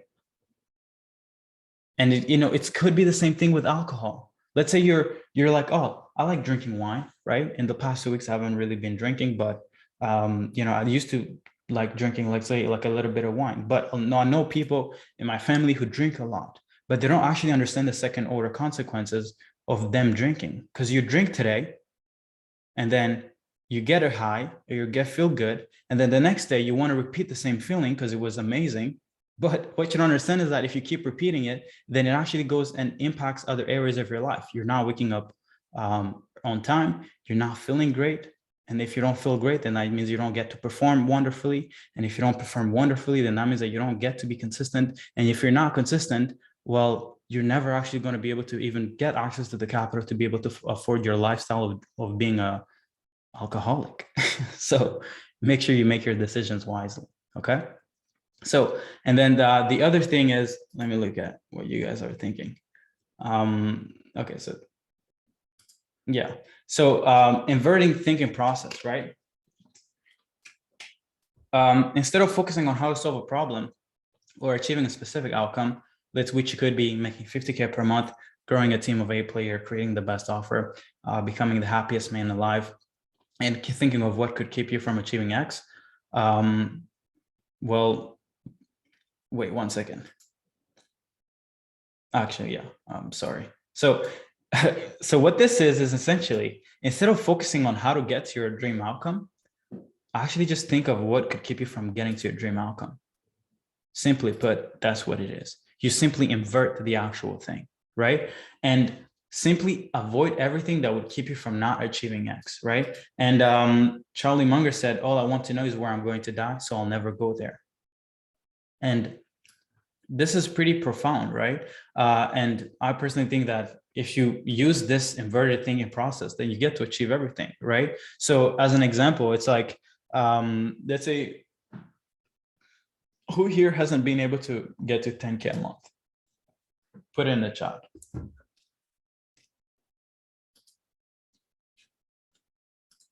I'd like to know who hasn't hit 10K a month. Cool. All right. Yeah, a lot of you guys, it's crazy. Y'all are crazy. Y'all are crazy. Cool. Perfect. Now, let me try to use my own thinking when let's say I'm making 0K today. Okay. Let's say I'll go back to 0 and I want to get to 10K per month in, let's say, like a month, right? I would ask myself, what could keep me from not getting to 10K a month? And I realized that, okay, cool. Not doing outreach consistently would definitely keep me from not getting the attention, right? What else could keep me from not getting to 10K a month? Not having the right offer could keep me from not getting to 10K a month because I'm selling something that people don't want. 3, not being good at sales, not understanding good sales process and how to actually get people to convert in a sales call. That could keep me from not getting to 10K a month. Not having a good backend could keep me from not getting to 10K a month, right? So now, if I understand that not doing consistently outreach could keep me from 10K a month, guess what? I'm gonna figure out a way to be consistent on outreach, guys, right? If the offer is something that could keep me from not getting to 10K a month, I'm gonna work on the offer too. I'm gonna find out what exactly are people making 100K a month, 200K a month, or even adding consistently 5K every week are doing, and what are they selling? And I'm gonna sell that, right? If I'm good at, if I'm not good at sales, I'm gonna learn about sales, right? So, and I've done it personally to understand how to get past 6 figures per month, because I did this when, probably like a few months ago, I was just on a drive and I was like, what could keep me from not getting to 600K per month? And I was like, well, if I'm selling and I'm also building the product and I'm also fulfilling for my customers, then I'll never get to 6 figures per month. So what I simply did was I removed myself from sales, right? And I got Hassan in. And then what I did next was, or I did this before, is I just removed myself from a lot of the customer support, right? And I put someone in place. So now I have someone in the actual delivery, because if you can't help your customers, then you're not going to get paid, simply put. And then I also did work on the product, right? I focused on building the best thing that I could build for my customers, right? So now, if you know what keeps you from not hitting your goal, you just stay away from it. And I don't care if you don't have the money, because a lot of people, the excuse that they have, or it's not really an excuse, it's an actual fact. And I understand that it happens in specific areas of the world, but do your best to just set up the systems to make it unreasonable for you not to succeed. And you will succeed inevitably, right? So in very thinking, I use it every time, all the time, to be honest, right? And it helps me a lot. So, and then the next one is probabilistic thinking. Probabilistic thinking is essentially trying to estimate, using some tools of math and logic, the likelihood of any specific outcome coming to pass. Successfully thinking in shades of probability means roughly identifying what matters, coming up with a sense of odds, doing a check on our assumptions, and then making a decisions. We can act with a higher level of certainty in complex and unpredictable situations. We can never know the future with exact precision. Probabilistic thinking is an extremely useful tool to evaluate how the world will most likely look so that we can effectively strategize, right? So I know a lot of people who make decisions without really understanding the probabilities of each outcome, right? So as an example, right? For questions like, should I spend money on ads? Should I hire an employee? Should I save money? Right? So everyone deals with these kind of situations, right? Where you're like, should I do this or should I not do this? Okay, cool. Let's actually evaluate what's the potential, or because in order to make a decision, you need to know what exactly you want. So let's say for me, I need to get to, let's say, $250,000 per month. Then, and I'm trying to think of like, should I spend money on ads? Should I not spend money on ads? Then I have to think of, well, what gives me a higher probability of achieving 250K per month? Is it doing outbound prospecting, or is it doing, leveraging something like ads, Facebook ad, YouTube ads, which is infinitely more, infinitely has more leverage, right? So if you actually think in probabilities, you understand that ads are infinitely more efficient than outbound prospecting. So guess what? If you go on the ads manager, we're spending money right now. And I'm not even spending money thinking of like, oh, what's an ROI? What's an ROI? How much, are we getting leads? Are we not getting leads? I don't care about that, because the probabilities are that I have more chances of succeeding at the thing that I want to achieve by doing this than what I've been doing, simply put, right? Or it could be hiring an employee. Always ask yourself, Do you have more chances of achieving your goal by doing it yourself or by hiring someone? If the probabilities is higher on the other end, then do the thing that has more probabilities, right? Should you save money? Should you not save money? Well, what gets me closer to my goal? Is having more money in the bank getting me to my goal, or is it spending it getting me closer to my goal, right? So you end up figuring out that, yo, shit, actually saving money is actually a stupid idea, right? So, so yeah, all this stuff actually works together. So it's not leverage in a vacuum. So probabilistic thinking will probably work with second order thinking. It will also maybe help with, first principles or all this stuff. So it all works together, right? So now let's talk about the power of environment, right? We influence our environment, but we forget that they influence us too, right? Find me someone who lives in a bad and negative environment, someone who doesn't have find me someone who doesn't have friends or community in the thing that they're trying to build or achieve, and I'll show you someone who has little probability of success, right? I've came to realize that the biggest lever you can pull when looking to elevate yourself is to simply surround yourself with people who are already where you are, right? But you don't stop there. You make sure to create your own little world where anything is possible, whether it be your apartment, your room, or your office, right? You unfollow every negative friend, right? You block their ass. You distance yourself from negative family members, right? You distance yourself from that girlfriend or boyfriend who doesn't believe in you, right? You tell them bye-bye, right? And, I personally was still living at home when I was generating 40K a month, right? My only home expense was, 500, no, I was literally paying like $500 to get everything, right? I used to give $500 to my dad and he, paid for food, rent, all that good stuff. And any normal person would have told me, any normal person who doesn't understand the different manual models that I just shared would have told me to stay home and save the money, right? But of course, it is a great advice if you look at an immediate consequence of that decision, right? But are the long-term effects positive? Hell no, right? Not really. So, because if you look at it, let's say I was saving let's say like 30K a year from just living at home. Well, okay, cool. But living home, the date, I think I left home July 15th of last year. And I think the 2 weeks after that, or maybe in 3-4 weeks, we were doing what we did in a month in less than 14 days. I think we did it in like 10 days, right?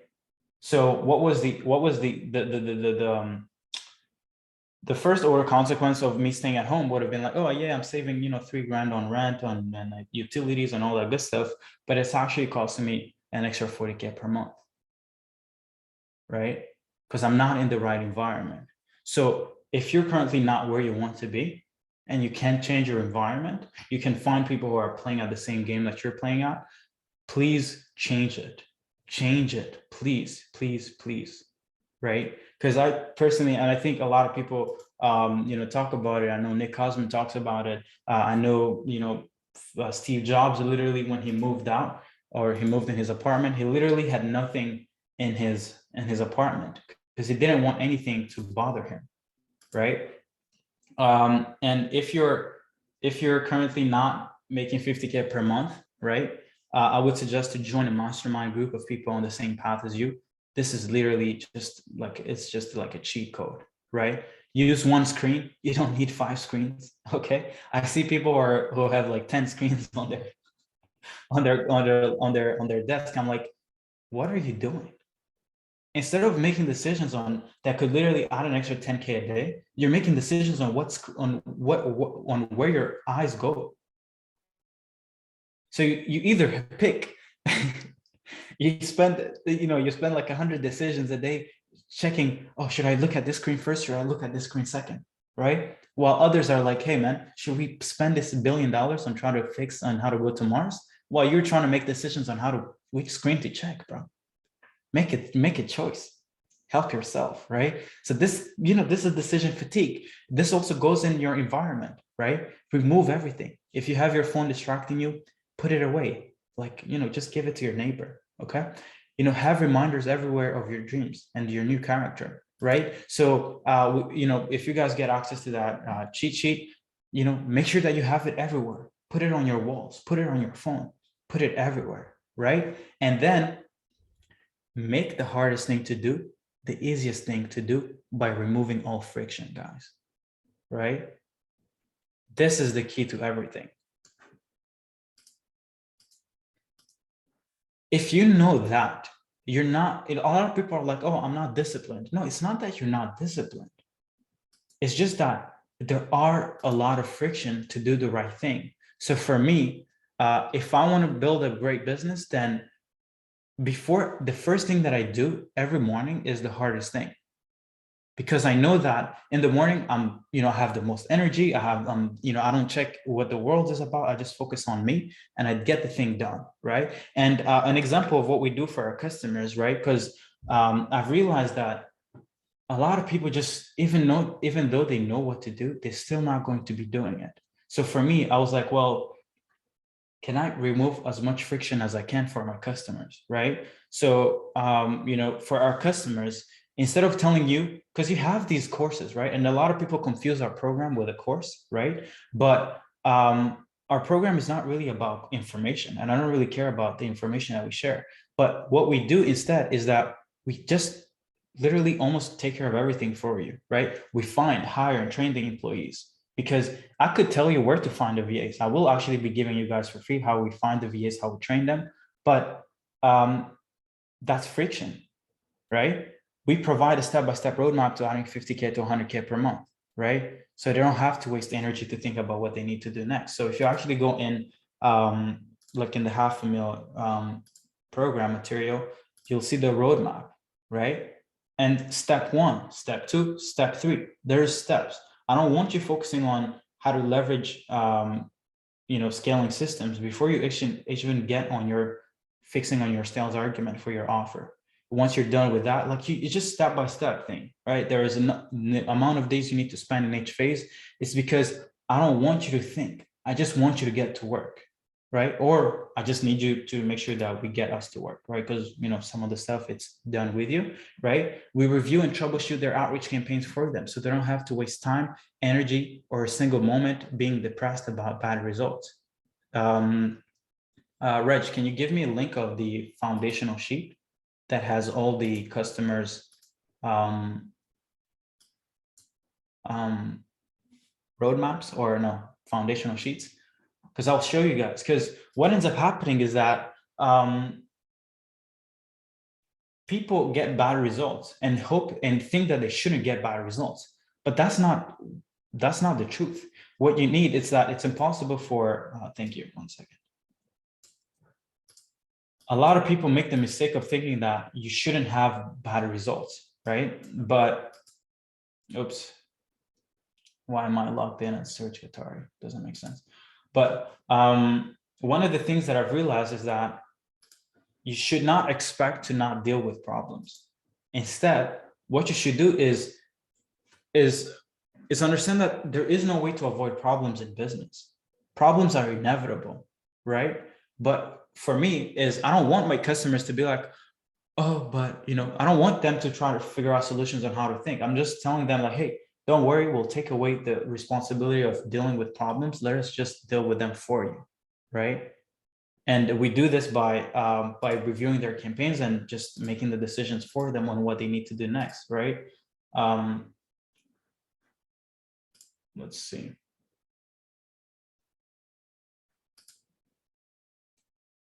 Cool. So what we do here is that every customer here has a foundational sheet, right? And we get to see at what everyone is doing, right?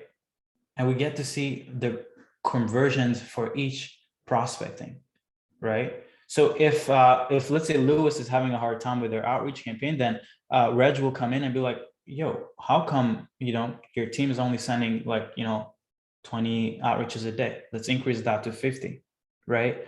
Etc. Okay. And then we get to review everything for every customer. Okay. And we just revamped it everything recently. So it's just going to be, we're still using like actually making this work for everyone. But we just want to remove as much friction as you can from everything. We help them pick the best offers, the best subniches, the best messages based on the data we have, right? When you think of programs or courses, you think of information, but based on the number of courses I've been through, I should already be a millionaire by now, right?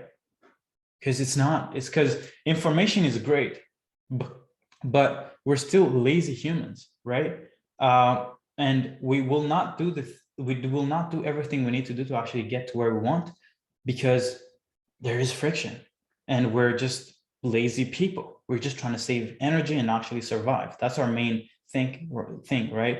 And I've created the $500,000 program with the intention of removing as much friction as possible between you and your goal of making 10K, 20K, and 50K per month or more.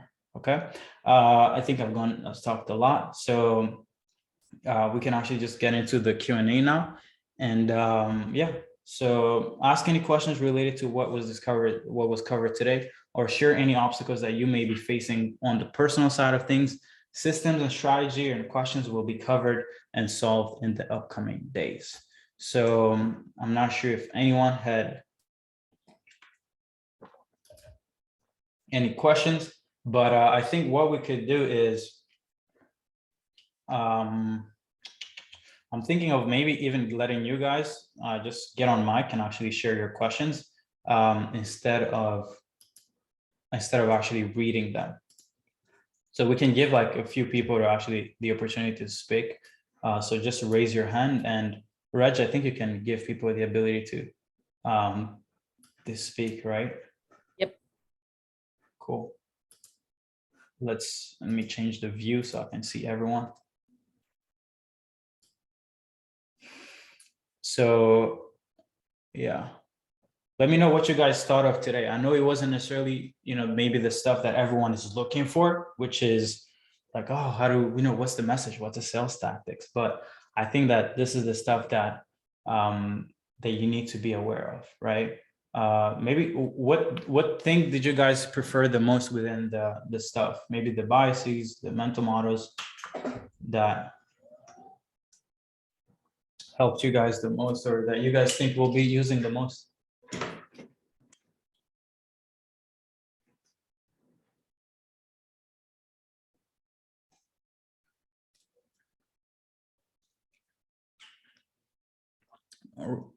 My main takeaway with mental models, second order thinking. Mental models are awesome. Cool. I trust your judgment on what is needed in the outset. How many numbers of Instagram deck? Then more than I thought I would have learned. Cool. Yeah. Can you tell us what was the mindset changes that changed everything? I don't think it's one thing. It's I know a lot of people are asking like, oh, what's the one thing? But it doesn't, it's impossible, guys. And you guys shouldn't look for that one thing. You guys should focus on, I don't know, this is literally the hardest question. And I know, when you're starting out, or, when you're getting in the game, you're always looking for that one thing. Like, what's the top 3 things that someone could tell you to actually succeed? But for me personally, I just think that if you look at the quote that I shared at first, which was, everything that is not, forbidden by the laws of nature can be achieved with the right knowledge. I think that's the only thing that I would suggest you guys to do, is just look for the right knowledge, seek help, seek someone who is where you're at, and just, buy access to what they have. Money, we can make so much of it, guys, right? But you can't buy time. So just make sure the cheat code is just figure out a way to access capital and just use that capital to get the thing you want, right? Let's see. So we have 2 people who raised their hands. Raise your hand if you have a question, and then we'll just go through people who have raised their hands. Peter, you want to go with a question? Ask your question. Let's let a shark talk. Good. So yeah, my main question is, and this has been like my biggest boundary with working with a lot of coaches, is will this work for like my niche and the people that I'm working with, right? So like, does your outreach process work for coaches, consultants? Because I'm only working with business coaches, so like people that are doing what you're doing. So would this work for them as well? Yeah, I mean, well, I think that's a great question, and I think that's a question that a lot of people worry about. Like, will this work for me? But like I said, for me, and the way that I build solutions is I'm not thinking from, oh, will this specifically work for like an agency or a coach or this and that. What I'm thinking of is I'm thinking of principles that make the actual outreach work, right? Yeah. So I'm not necessarily talking about, oh, this is exactly the right word you should tell to this guy for it to work. No, what I'm focusing on is what makes it unreasonable for it not to work, right? And then we just make sure that we build the systems that actually make it work. So like, can you DM coaches on Facebook and Instagram? Yes, right? Do they need the thing that you actually want them to, that you're selling? If they do, perfect. Then the thing that's keeping them from not buying your services is because they're not aware of what you do at scale. So what we do is, I know Aman, you're asking about VSL and stuff. So what we would do is for coaches, I would actually go ahead and create an evergreen VSL, an educational process, right? That we personally leverage. And I would just propagate it to so many people organically. And this is essentially what we did, right? I know I'm personally in the coaching and consulting niche, so we actually use it. Last month when we did over 6 figures in revenue, we did it organically. I've never spent a single dime on ads. So if you ask me, does the stuff work for your niche? Fuck yeah. I mean, I've done it. I've used it. So yes, it works. Right? Yeah. So yeah, did you have any other question?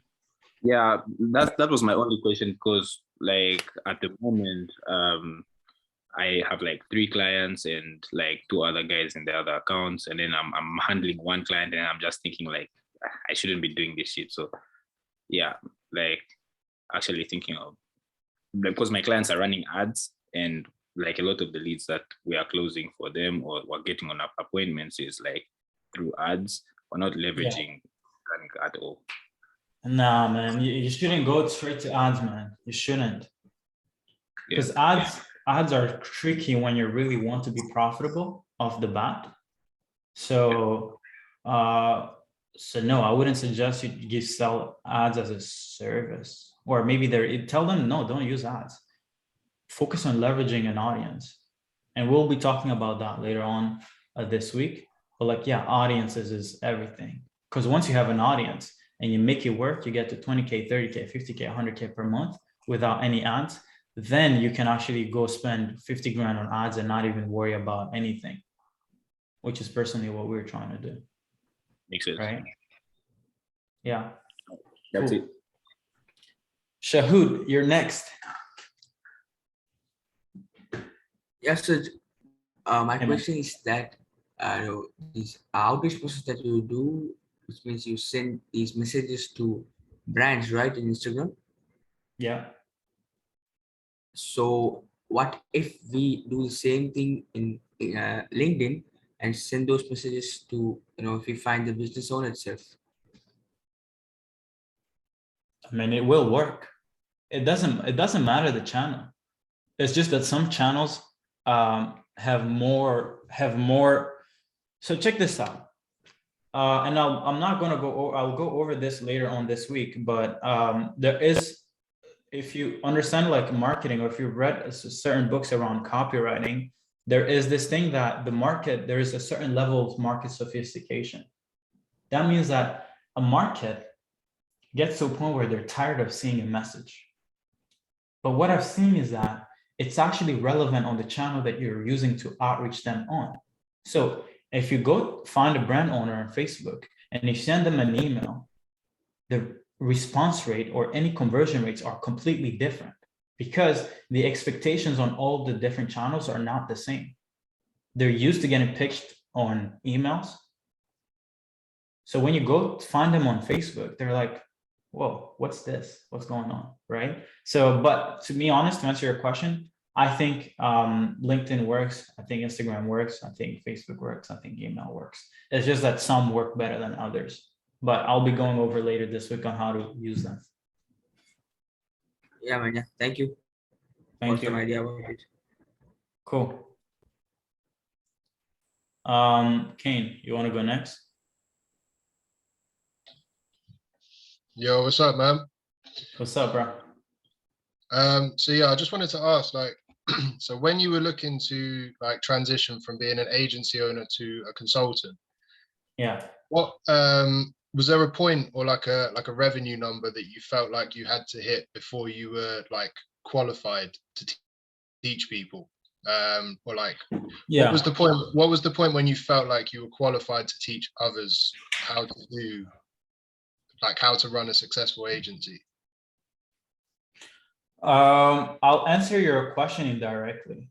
I didn't transition because I thought I was qualified to teach. I transitioned because I realized that I could help more people doing this. And I realized that a lot of the agency owners that I'm helping are broke. And I'm tired of losing customers every 2 months, not because we're not doing a great service, but because they can't afford our service. So now my thought process was like, okay, these guys will not succeed after only having worked a month or 2 months with me. So, and most of these gurus don't really care about that. All they're just trying to do is they're just trying to sell you a course. So the reason why I pivoted was because I realized that, okay, cool. I can't do done for you work long enough because they don't have the capital to pay me. So now what if I built the systems in-house and I teach you how to do it, but I actually build it for you. And I show you how I'm personally spending $250 per month on a virtual assistant to get you the results that you want. So now, yes, you pay a specific fee to become a customer, but the stuff that I show you and that I build you in-house only costs you $250 to sustain over a long while. So I didn't do it because I felt like, a lot, if you're thinking of like, oh, am I ready or not ready to teach people or to build stuff for people, then it's just that you're not ready. Plus I was, you don't need, if you've made, it's not relevant to how much money you've made. And of course, I also have this disdain of people just trying to teach stuff that they've not done themselves yet. But for me, I've never taught something that I have never done. Right. And it's not relevant to how much money you make. It's just, are you good at it? And for me, I thought I was pretty good at outbound prospecting and booking meetings. And then I got good with offers because I saw some success pretty fast. And now that's how I made my decision. It wasn't relevant to how much money. Because if that was the case, then nobody should go to school. Because why would you go to learn from a teacher who's never even run a single business? It doesn't mean that just because they haven't run a business that they can't teach you, but it's just proof that just learning it will not actually get you the outcome. Just like the teacher is good at the thing that he's teaching you, but he's not running $1 billion company. So there's nuances, and you have to be aware that just because you're learning doesn't mean you're going to get the thing. So that's it essentially. Okay. Just quickly relevant to the challenge, like some of the calls this week, I know I'm going to miss because of the timings and stuff. Is there going to be a way to access the recordings later or not? We're definitely going to be recording them.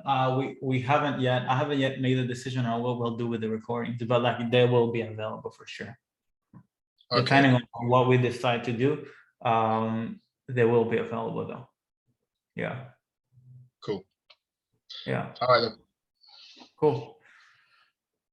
Perfect. Kushal, are you next? Hey, Serge, brother. Hey, my man. How are you? Yes.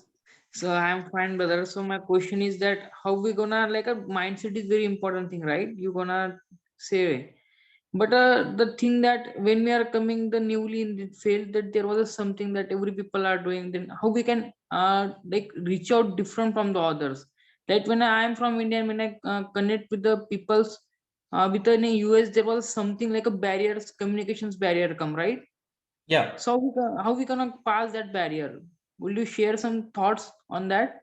Yeah, let me, and I've shared the thinking you need to use to get there. So invert. If you feel like the language communication barrier is what will keep you from not getting to your goals, perfect. Remove yourself. Get someone on commission to do the selling. Get someone on commission to if you can do the outreach yourself, or if you have the capital to incentivize someone to do the work for you, do it, right? You don't need to be the face of the business. You don't need to be the communicator, right? Of course, it puts you at a disadvantage, but it doesn't actually mean that you can succeed because you're from India. Who cares where you're from, bro? All I care about is, can you give me the outcome that I want? It's not Okay. about communication. Because if I showed up tomorrow at your door and did, hey, I can add 50K a month in 24 hours. But I said it in a really bad English. Would it matter? And if I showed you proof, would it matter that I don't speak English? It doesn't matter for now. Perfect. So now figure out a way to communicate your value and figure out how to really get good at delivery. Okay. Let the work talk, let the proof talk. So find proof, find someone to do the selling yourself, right? And then, Okay. but stop thinking that of course, I'm not saying that not being able to communicate is not going to be a barrier, but I don't want you to think that that's an actual issue. Hell no. Because that's what keeps people from achieving their dreams. They're just too much in their head. They're not thinking for first principles. What actually gets someone to buy? It's because you're getting them the thing they want faster or at a cheaper rate, at a cheaper price, or without, I'll be talking about how to create value tomorrow. I'll be going over this, but the first principle is I will only buy from you, not because of your English, or your communication. I will buy from you because you're getting me what I want. Focus on that. Right? It's required. It depends on how you gonna give them result, right? They don't Exactly. require your language, right? Nobody cares about who you are, man. I don't care. I don't care It's who you all are. about. It all depends on our mindset. That what we gonna think. It's really happens in that, right, Yeah. brother? Yeah, that's it. Okay. Thank you. Get to work. Get to work. I get my answer in the proper manner. Thank you, brother. Thank you. Thank you for your question. Have a beautiful day. Aman, you're next. Also, why don't you have your camera on? Yo, bro. How are Can you you? hear me? Yeah, Good, man. You? I'm chilling. How are you? What's your Blessed, question? bro. So I have two questions. One is, in your personal experience with outreach to local businesses, I think you've seen my question in the chat, but is evergreen VSL's work, or is personalized the better way to go? If you're not making 10, 20K a month, go personalized because you have time. You don't have money.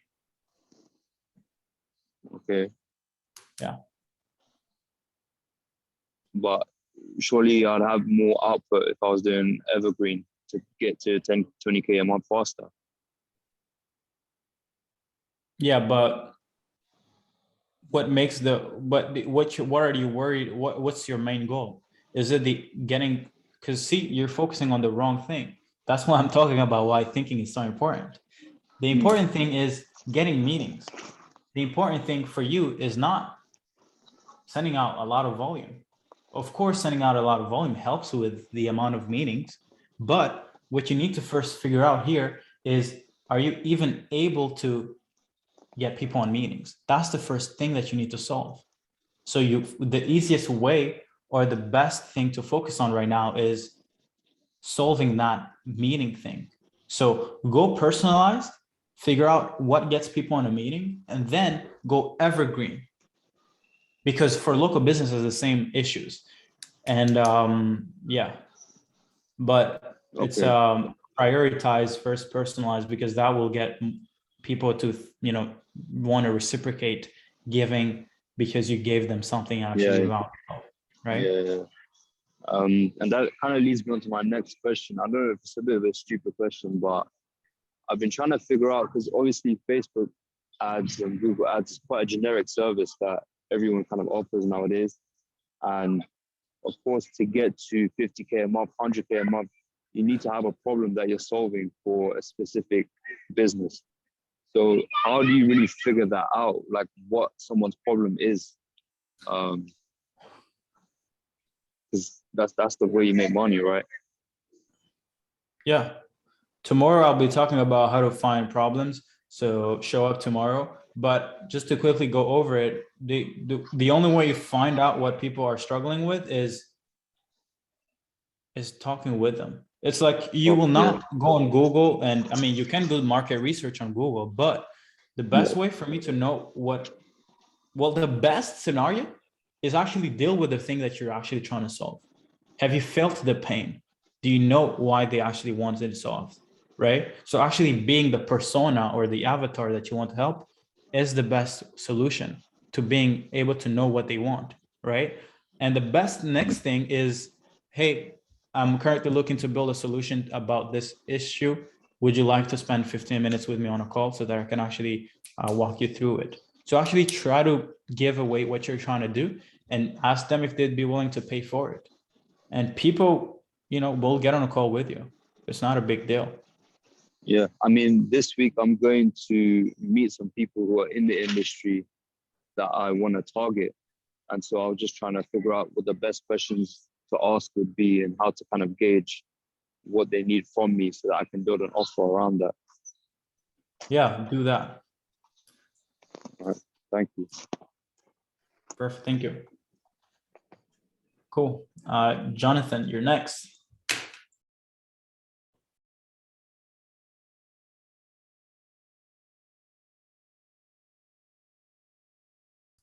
Sorry, I had myself muted still. How are you doing? I'm doing great today, actually. Great. So I got two quick questions for you. My first question is, are you going to go over your strategy for reaching people organically in future calls? Yeah, I should be going over it on Wednesday. We're going to be going over the actual channels and messages and stuff like that. Awesome. And then my next question was on the topic of mindset. Is there like a particular book or anything that you've read that has had more of an impact? Like a reading recommendation? Yeah, let me think. So one thing that I've started doing is I've started reading less and just listening to podcasts more. Yeah, me too. So because I feel like reading is just outdated. It's like a outdated mechanism to actually learn, in my opinion. Yeah, it's inefficient. So one podcast that I would get you guys to start listening to is called Knowledge Project. Oops, I just shared it to Chanel. 1 second, I'll put it in everyone's. Wait 1 second. Everyone in the meeting. Yeah. So check this podcast out, Knowledge Project. It's a lot of different smart people coming on this podcast. It's not really about mindset specifically, right? But they share a lot of really good insights. But going back on the mindset stuff, the best book I think is Outwitting the Devil by Napoleon Hill.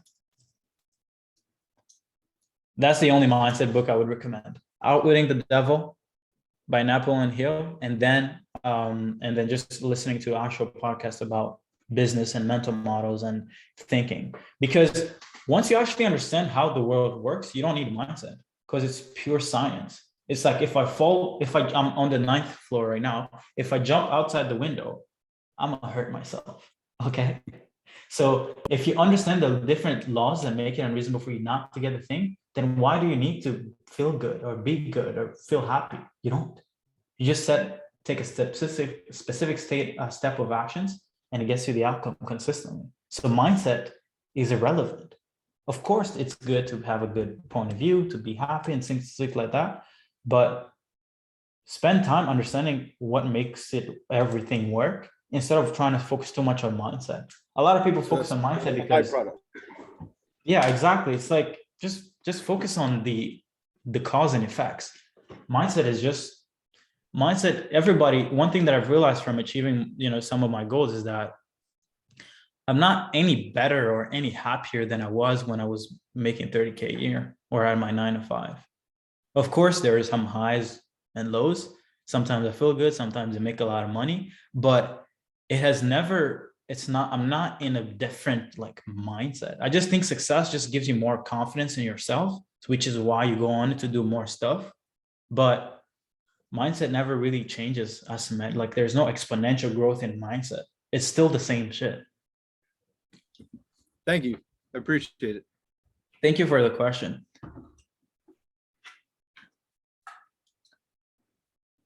Patrick, you're next.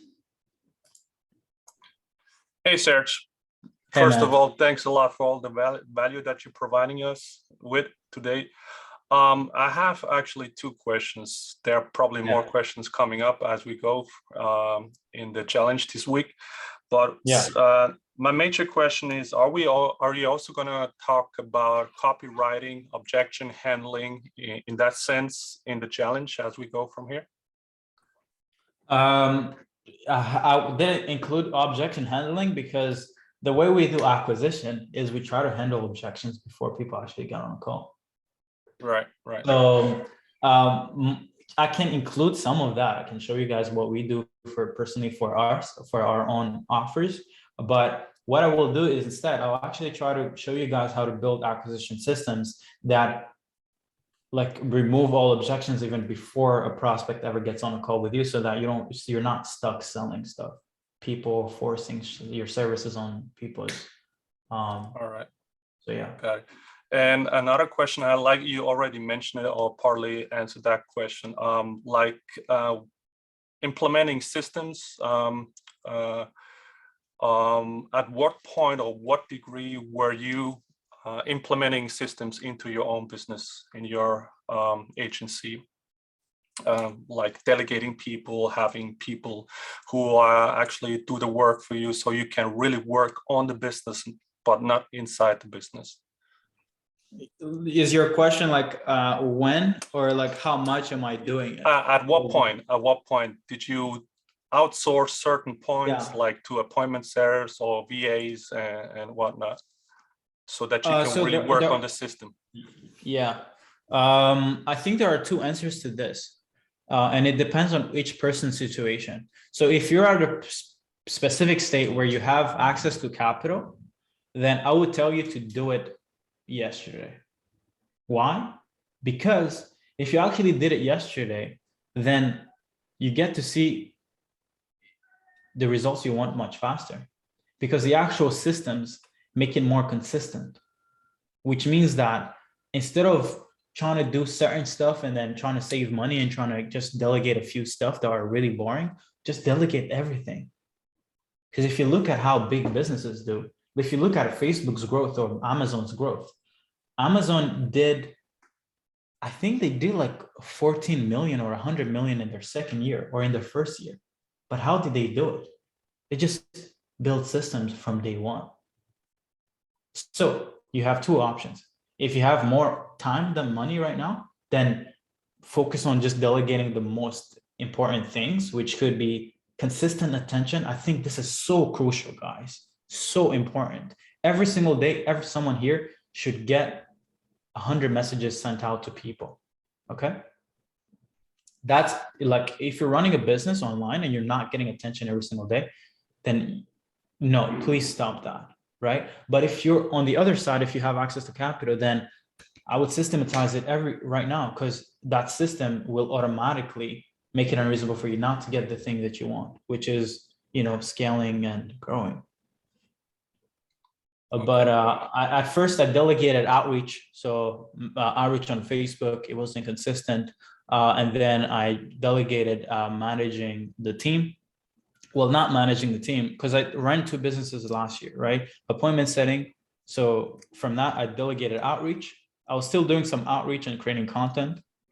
And then I got Reg to be an manager like position. She managed the team, the VAs. And then from there, I went ahead and delegated more outreach. And when I started this consultancy, but everything that I've always delegated first is appointment setting and just outreach. And outreach is the most thing that I've always outreach first or automated first. Okay, gotcha. Yeah.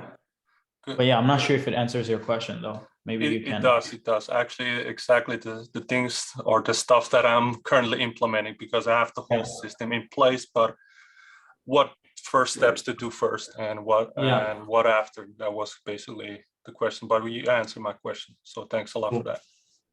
Awesome. Beautiful. Yeah, cool. Yeah, anybody had any other question?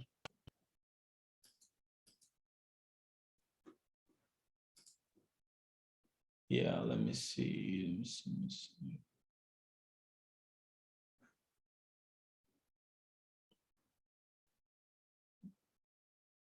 Cool. Yeah, Tevin raised his hand. Reg, you want to let him speak? Oh, we have a form.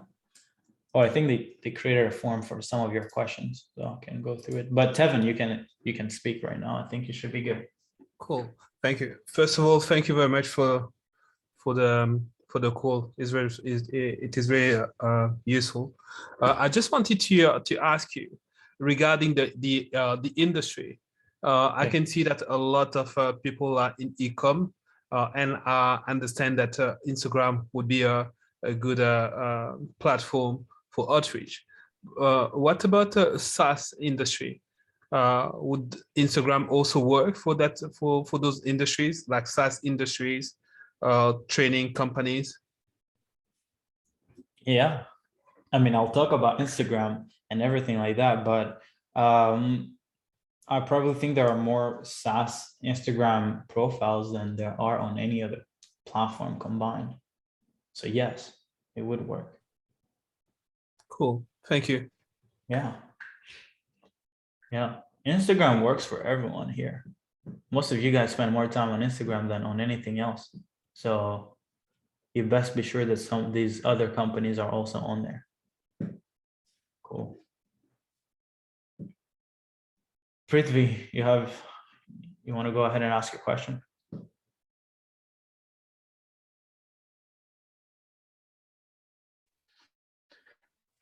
Yeah, so regarding like using VAs for appointments, if you've not gotten your sales process, like how you're doing outreach with a definite data about definite success rates, how do you go about? Am I audible? Sorry. Yeah, I can hear you. Off? Yeah. Sorry. Okay. No, I can hear you. Oh yeah. So I don't have I can't really bring in VAs with a definite sales process. I'm still working on something that's like at least getting conversions at like 5-10%. But yeah,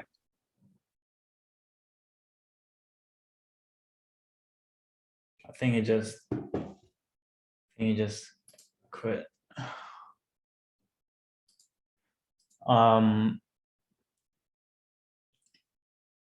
So someone just asked, how do you deal with the hate you get online, especially in the coaching space?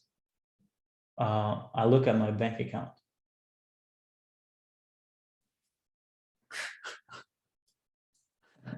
That's enough for as much hate as I get, I also get rich. So, but no, I'm joking. No, I think it's just you have to understand people.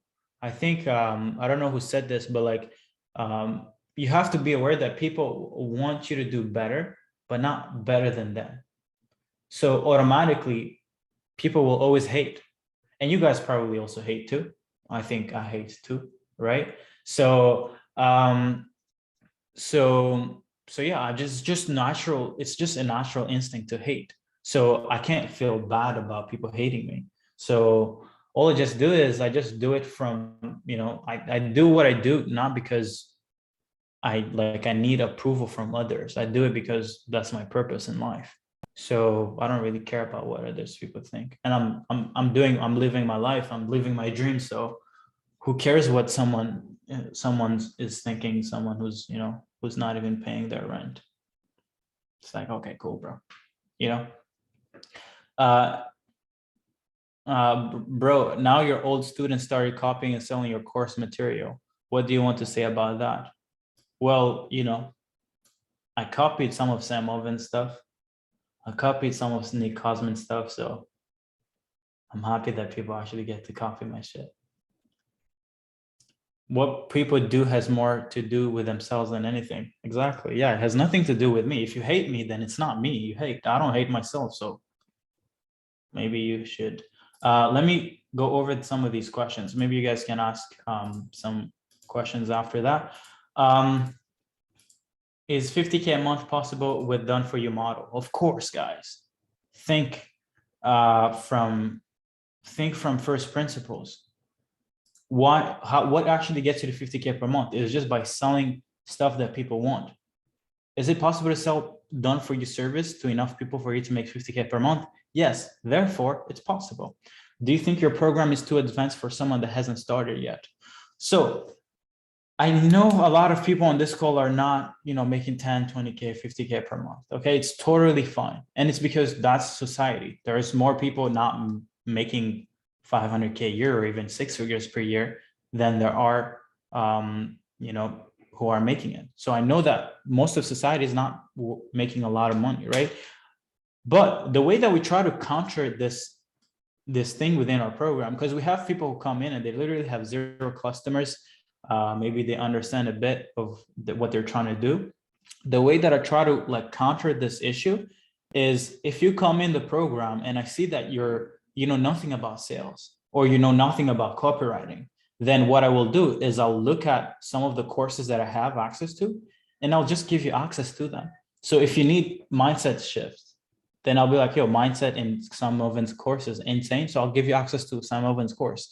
If you're struggling with, if you're struggling with some, let's say you're going the SaaS industry and you're like, yo, I don't know how to sell them. Okay, I'll be like, well, Nick Cosmans has a problem that, a program that goes on to how to scale SaaS businesses. So I'll be like, hey, check this out. You can take some really beneficial stuff from this course. So if I can't provide you something, I'll find you assets and I'll find you stuff that can actually answer your problems. So when people access the $500,000 program, they actually get access to more stuff than just my insight, right? You get to get access to stuff from Nick Cosman, Sam Ovens, Iman. A lot of people keep asking me hey, Serge, why do you teach agency stuff when you've never run an agency? Because I'm like, I don't care about running an agency. Go out there. There's a $500 course that you can learn from agency. You can learn from Kai Bax. We'll give you access to Kai Bax's course, right? It's bullshit, right? So that's how we do it. For me, I just want to focus on acquisition and really how to help you scale on the back end. Is there a schedule with the topics you will go through on each day of this challenge? I'll be able to, I think I'll make a schedule for, I'll share it in the group, right? How many numbers of Instagram DM do you think is reasonable per day? I don't think reasonable is the right question. I just think you should ask yourself how many DMs can you make without dying? That's the right thing to do. So if you can do 500 a day, please do a 500 blast a day. But 50 to 100 is good to make sure you're good. FB media buyer is really good investment. Yeah, because if he's really good, then he can help your company deliver for your customers. Will you send over the doc, the one that I'm working from? This one? Yes, it will be given access to, because the way that I want to do is I will actually create a product from this live, and then we'll have all the assets in there. So if you want to access the alchemy of self, if you want to access these docs that I'm creating and everything like that, then you'll get to access it once we've productized it and actually shared it online. Because right now we can't share it one by one. It's too little. What's our to-do list for now? To-do list for now, after reviewing what you guys need to I think the thing you need to focus on right now is working on your, let me actually show you real quick. I think you guys need to make sure you know what you guys want, so your dream life. And you also need to focus on building your new character, right? So how would you describe the new version of you necessary to effortlessly achieve all your dreams? What skills and strengths does this new character need to have in order to effortlessly execute on your dream to achieve it with ease? List them all. What strengths does this new character have? So actually answer all these questions, okay? And then once you're good on everything like that, then I would suggest that you come here and you write your goals. So if your goal is to get to 50K per month, I want you to come here and invert and think of how many ways you could keep yourself from not achieving 50K per month, and write down all those points and simply stay away from it, okay? So make sure you build a character, make sure you invert on your goal, right? And then think of your environment, right? Ask yourself, what's an environment? Is my, the person that I'm with in a relationship, is my mother, is my parents bothering me? Are my brothers bothering me? Are they inviting me to go drink every weekend instead of actually, making some sales? Then literally remove everything that keeps you from not being in your best state, okay? Because I think that once you know who you need to become, once you know what could keep you from not getting to your goals, and once you have built an environment where it's actually much easier for you to do the right things than to do the wrong things, then you get to win automatically, right? And that's how you become a shark. You get clear on what a shark is. You get clear on what could keep you from not being a shark and from not building the business of your life, the best business in your life. And then you also organize your environment. And if you're not in a good environment and you lack an environment of people who are actually getting after it, then please join our program, right? I don't want to use this as a sales pitch for my program. I don't really need it. But like, if you guys want to spend time with me, every day, we literally have like 5-6 calls a week, and we're also building, one of the best program, and we do the work for you, right? So join our stuff. Is it true that your stuff costs 10 grand? I've been waiting to book a call, but it does cost 10K. That's way out of my reach. So I'll definitely be willing to purchase in a couple of months. We have payment plans. We give out, actually, man, I'm so sorry. I'm so bad at selling. So check this out. Anyone who's joining this event and who joins the next 5 days, everybody will get a $4,000 discount on the program. So that means that instead of it being 10K, it's 6 grand. Hopefully that's not out of your reach. We can offer you a payment plan. So, I know a lot of people, we started with like almost 100 people, now we're 51. But if you want to become a customer and just get everything built out for you, you get a 4K discount, and let's get to work. Okay. So I won't spend too much time on it. For whoever wants it, can get it. It's not really a big deal. Do you think influencer marketing is a good sub niche under e-com instead of doing paid ad? Yes, because it's organic marketing. So it's definitely efficient because they already have the audience. And that's essentially how I've grown, right?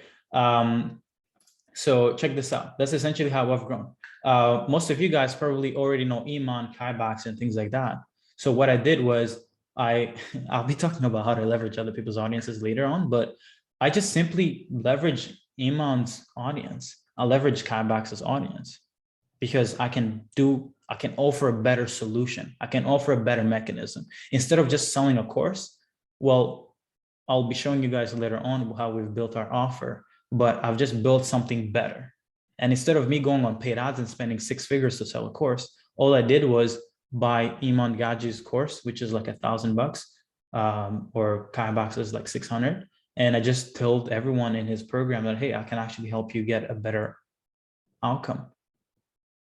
So yes, they spend a lot of money on ads, but I just spent $600 for it. So win-win, baby. So can the payment plan be applied to 4K discount? Yeah, if you don't have access to capital, a lot of capital, then yeah, I'd be happy to offer you a payment plan. Of course, it's not going to be like a crazy 10-month payment plan, but the way that we've built the program is that you get in, we help you out, and we try to get you results fast so that you can actually afford the other payments for the program, right? So payment plan, make it easier for you to get in, get the right systems that make it unreasonable for you not to build the business that you want. And then if you build the business that you want, you can effortlessly afford the program.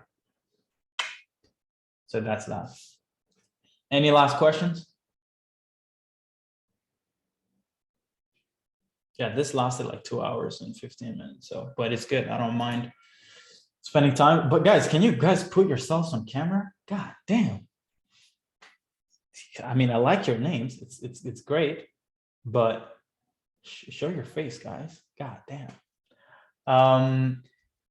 Because you guys need to get comfortable showing your faces, guys. This is business. You can't hide your pretty face all your time. Like, how can I give you 10 grand if I don't know your face, bro? Please, right? You know, a lot of success, especially now in 2021. One of the biggest thing, which I'll cover tomorrow, if you don't build a brand, you're getting eaten. You're not going to win because everybody can offer appointment setting. Do you know how many people are competing with me or that I'm competing with? Hundreds, if not thousands, right? But I'm probably doing, anyone who's doing more than me is because they have a bigger brand than I. It's not because they have a better mechanism. It's not because their copywriting is better. Hell no. It's either they are known more than I am, or they just have a better structure, a delivery process that makes it easier for them to flow through people. But branding, guys, put your face out there because nobody can be me as much as me. So that's a competitive edge that I can't really beat. So, so guys, put your face in front of people. It's hard, but it's good. If you put yourself in front of people, start putting out content, you're gonna beat everyone. Thank you guys for everyone who joined. If you guys want to, you know, get access to the or learn about the discount and the for the $500,000 program, then let me know and I'll just shoot you a link of the to actually book a call. Actually, let me know if you need the link and I'll shoot you the link in the actual chat. Whoever needs a link to book a call, let me know and then I'll just shoot you something.